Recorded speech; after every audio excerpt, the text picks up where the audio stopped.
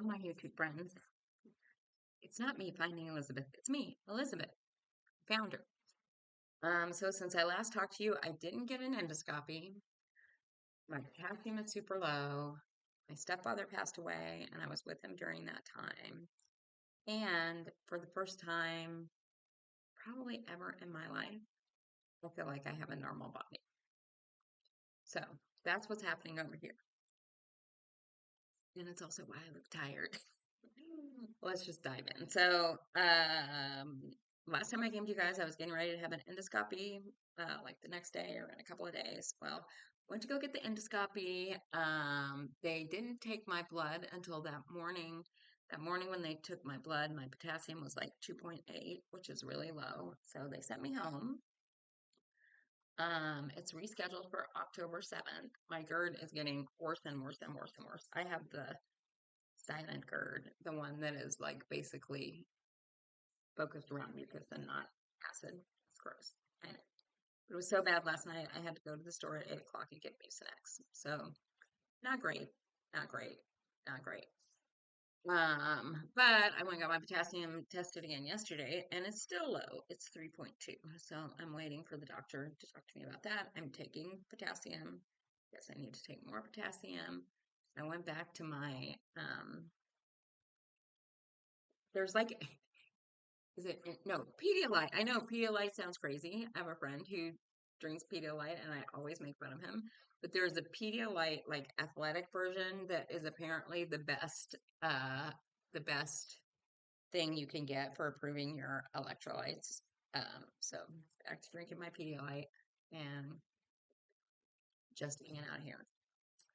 My stepfather passed away on September 1st, and I had been there a lot during his illness, which was rather quick. And then I was there along with my brothers and his wife, who was not my mom.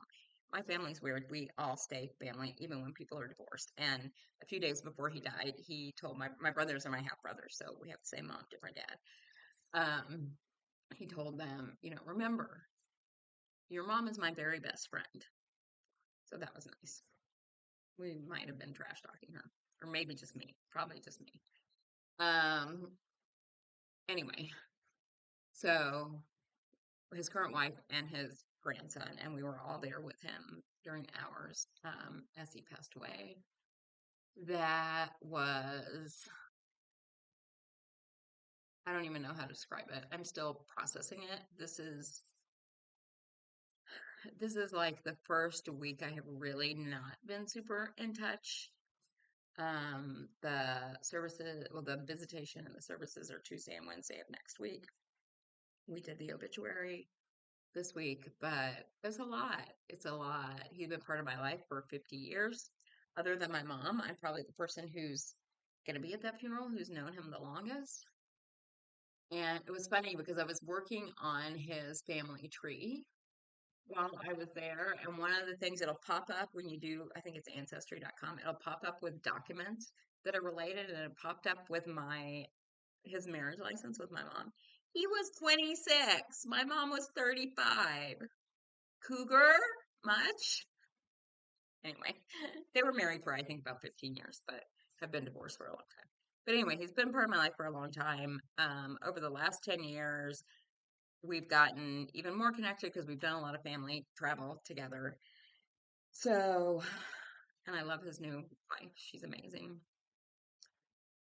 So processing that he's not here, processing I had never been with someone when they passed away, so processing that experience has I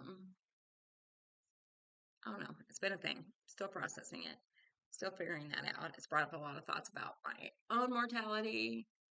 And yeah. So that's spinning in my head also.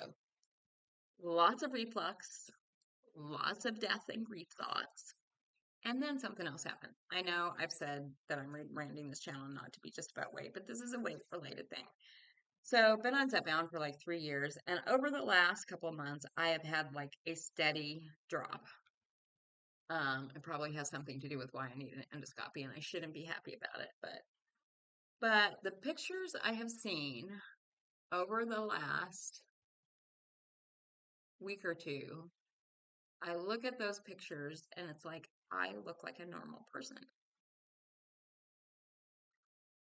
And at my lowest weight loss weight, I didn't feel that way because I had a lot of extra skin and I'm lower. I'm like probably now 16 pounds lower than my lowest weight loss surgery weight. So I had a lot of loose skin.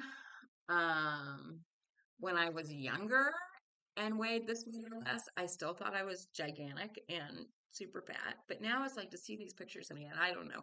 I don't know if I can figure out. Maybe I'll put one in. I don't know how to figure out.